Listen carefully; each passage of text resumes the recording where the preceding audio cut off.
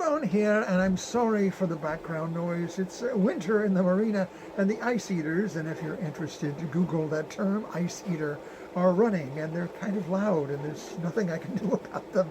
And frankly, there's nothing I want to do about them. So anyway, I felt compelled to comment on the disinformation and the absolute outright lies surrounding the California fires.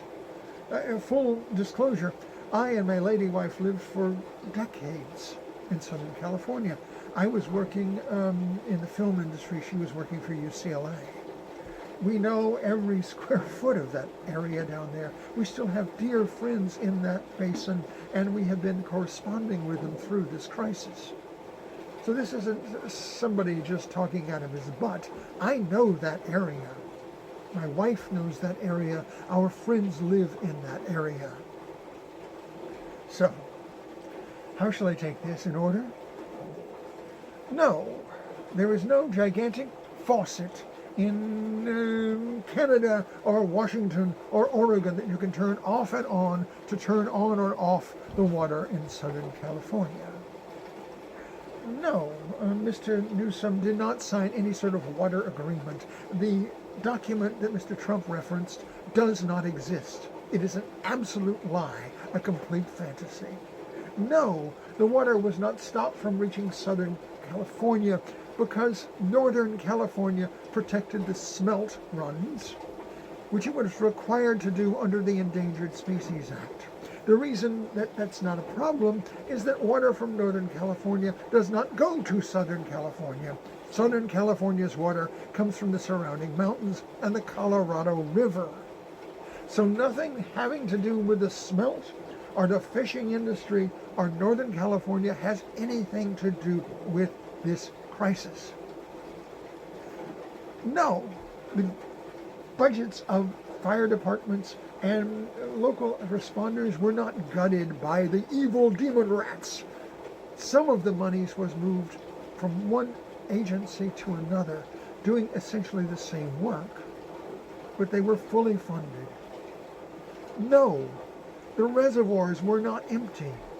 This last fall in Southern California was particularly wet. They were full beyond capacity in some cases. There was plenty of water. No, the fire hydrants are not running out of water, have not run out of water, and will not run out of water. So what's causing this? What's causing this is the thing no Republican wants to say: climate change. In January and December, that is the wet season in Southern California. And yet they've had something like 1.7 inches of rain through this month of December. Everything's dry as tinder, which would normally be sodden and wet. And no, the Santa Ana winds coming off the desert do not happen in the month of January, but here they are. Winds in excess of hurricane speeds, dry air coming off the desert, blowing these fires. And no, this is not forest management problems. This is an urban environment. Much of this property that is burning is private. It's not state, it's not federal lands. They have nothing to do with it. This is a pack of lies designed to defame California and Gavin Newsom and the Democrats. Mr. Trump is basically punishing the state of California because they didn't vote for his pompous orange butt. And it pisses me off. Beautiful places like Pacific Palisades have been destroyed. Places of historic importance like the Getty Museum and the Hollywood sign have been endangered. And people of goodwill from all over the world have come to help California survive this. National Guardsmen, local first responders, volunteers, Canadian pilots coming down from Canada with water bombing planes, all have contributed to making this a soluble crisis. And all Mr. Trump has done is to defame them. Meanwhile, Joe Biden, who is leaving office, has canceled all of his international trips to come to California to see if he can help. So, which group of people do you want running your country?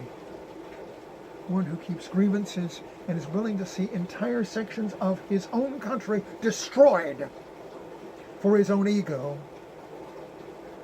Or one who supports those who are in need? Grindelwald, kind of pissed and out.